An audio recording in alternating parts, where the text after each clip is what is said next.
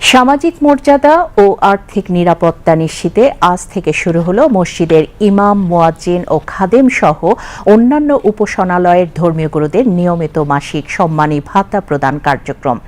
সকালে রাজধানীর ওসমানী স্মৃতি মিলনায়তনে দেশের ইতিহাসে প্রথমবারের মতো মহৎ এই উদ্যোগের আনুষ্ঠানিক উদ্বোধন করেন প্রধানমন্ত্রী তারেক রহমান।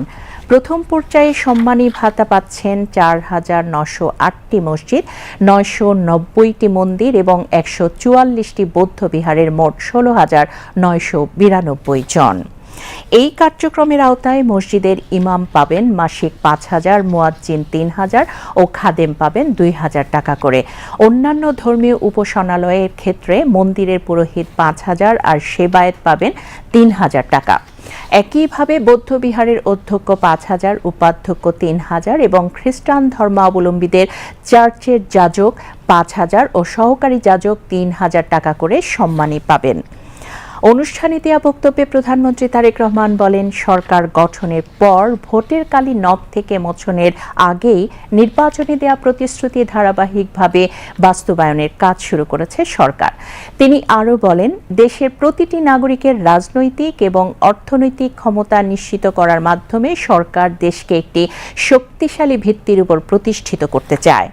বাংলাদেশকে এমন একটি দেশ হিসেবে গড়ে তুলতে চায় যেখানে প্রতিটি ধর্মের মানুষ শান্তিতে বসবাস করতে পারে। বক্তব্যে এমন প্রত্যাশা প্রধানমন্ত্রী তারেক রহমানের।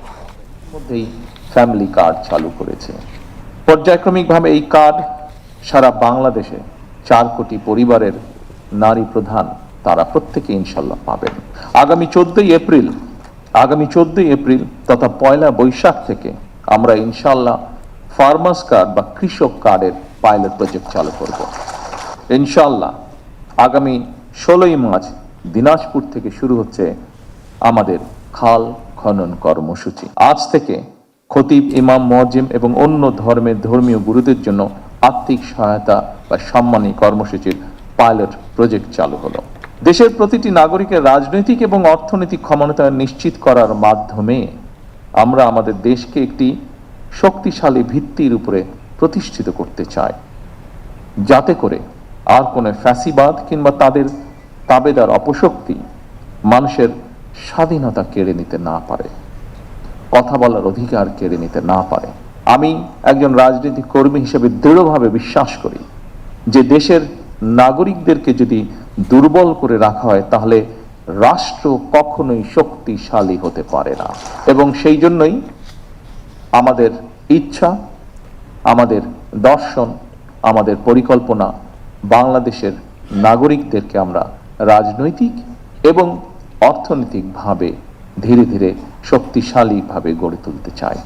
যদি আমরা রাষ্ট্রকে শক্তিশালী করতে চাই, নাগরিক হিসেবে আমরা যদি যে যার অবস্থান থেকে রাষ্ট্র এবং সমাজের প্রতি যার যার সঠিক দায়িত্বটি পালন করি, আমি এই দেশের নাগরিক হিসাবে, একজন রাজনৈতিক কর্মী হিসাবে দৃঢ়ভাবে বিশ্বাস করে ইনশাআল্লাহ দ্রুততম সময়ের ভিতরে আমরা রাজনৈতিকভাবে এবং অর্থনৈতিকভাবে একটি সুন্দর, স্বনির্ভর, আমাদের প্রত্যাশিত বাংলাদেশ গড়ার কাজে এগিয়ে নিয়ে যেতে পারবো। দুনিয়ার কল্যাণের পাশাপাশি আখিরাতের কল্যাণের জন্য প্রার্থনার কথা পবিত্র কোরআনে কারিমে উল্লেখ রয়েছে। ইহকালীন পরকালীন কল্যাণ বিষয়ক নির্দেশনা নিঃসন্দেহে অন্য ধর্মাবলম্বী ধর্মীয় বিধিবিধান অনুযায়ী নির্দেশিত রয়েছে।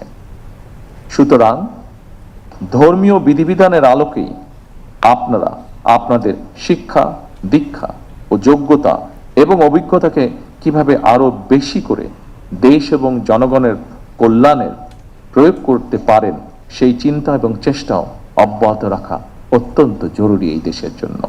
অর্থনৈতিকভাবে সমৃদ্ধ রাষ্ট্র মানুষের জীবনে হয়তো আর্থিক স্বাচ্ছন্দ্য নিশ্চিত করে, কিন্তু ধৈর্য, সততা, কৃতজ্ঞতা বোধ, শ্রদ্ধা, আনুগত্য, সংহতি, সহনশীলতা, উদারতা, বন্ধুত্ব, বিনয়, দায় কিংবা দয়া, এই সমস্ত বৈশিষ্ট্যগুলো অর্জন ছাড়া একজন ব্যক্তি মানবিক গুণাবলী সম্পন্ন হয়ে উঠতে পারে না।